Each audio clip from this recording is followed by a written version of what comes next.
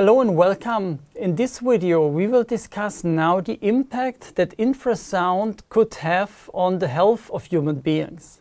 And all the studies that we try to understand as non-medicines showed, yes, there is an impact on the health of human beings. So test persons, they were exposed to infrasound, and then the reactions on functions of the body of the humans had been investigated.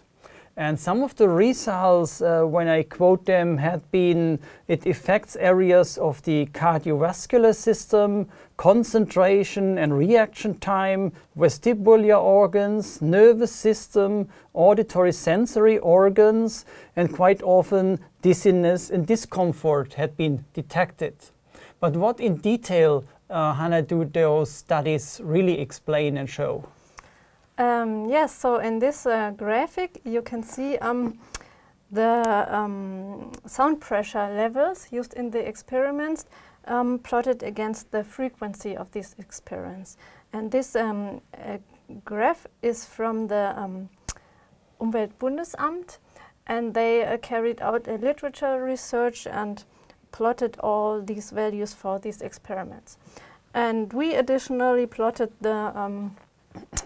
the range of the wind turbines, of the infrasound of the wind turbines. So it is between approximately 1 and 6 hertz and about 50 to 70 decibel.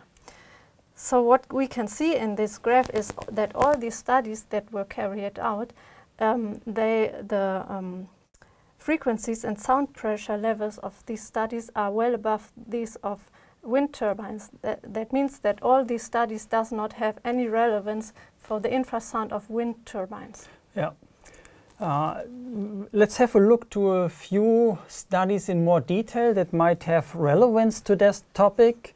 And let's start with the first of the German Bundesumweltamt, the laboratory study on infrasound with test persons, where we need to say that the sound pressure levels always had been well above the ones we measure with wind turbines.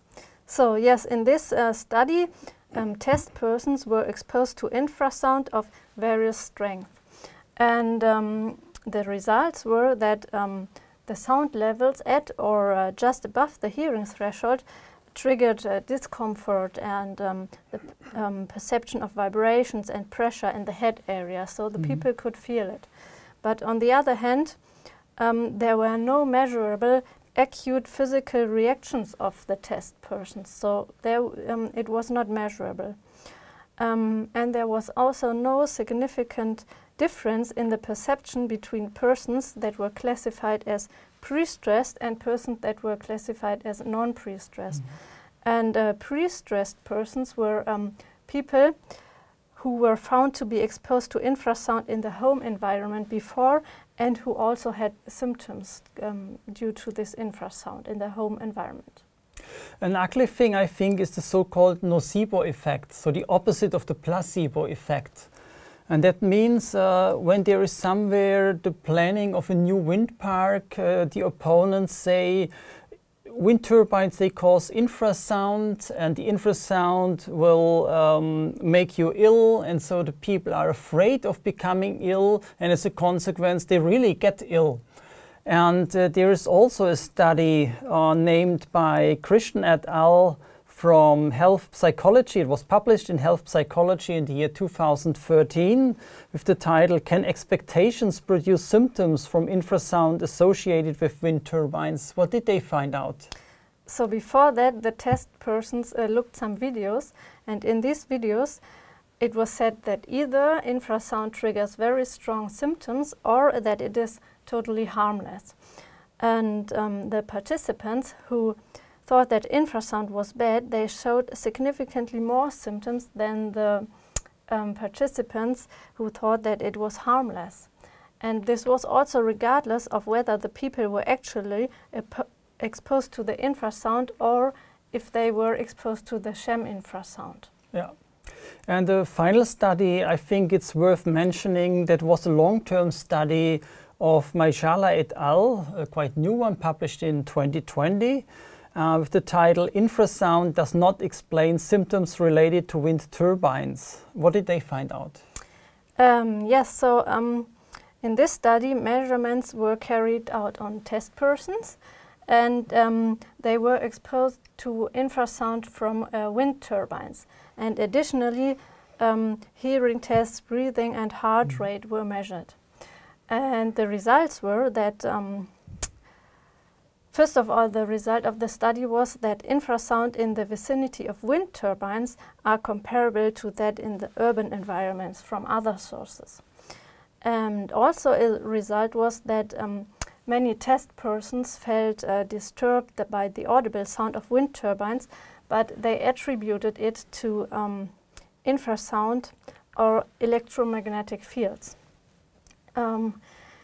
And additionally, the physiological measurements, such as the cardiac activity, showed no measurable impairments from the wind turbines from the infrasound of the wind turbines. And thus the result of this study is that no evidence of negative consequence from infrasound from wind turbines could be found. And the authors of this study also explain these results with the nocebo effect. So they say that the symptoms of the test persons are due to the nocebo effect.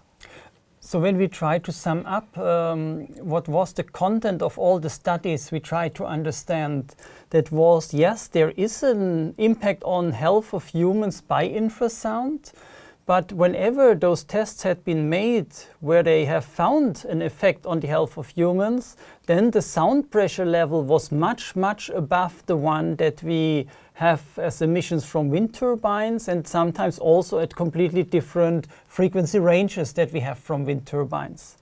So as a consequence, unfortunately, those who fight against wind turbines and make people frightened from wind turbines are the cause why some people are getting ill. And that is what we would like to have a look in the next and last video on infrasound. There we have a look on how opponents of wind power are arguing against wind power and how media is dealing with the topic of infrasound. Thank you very much.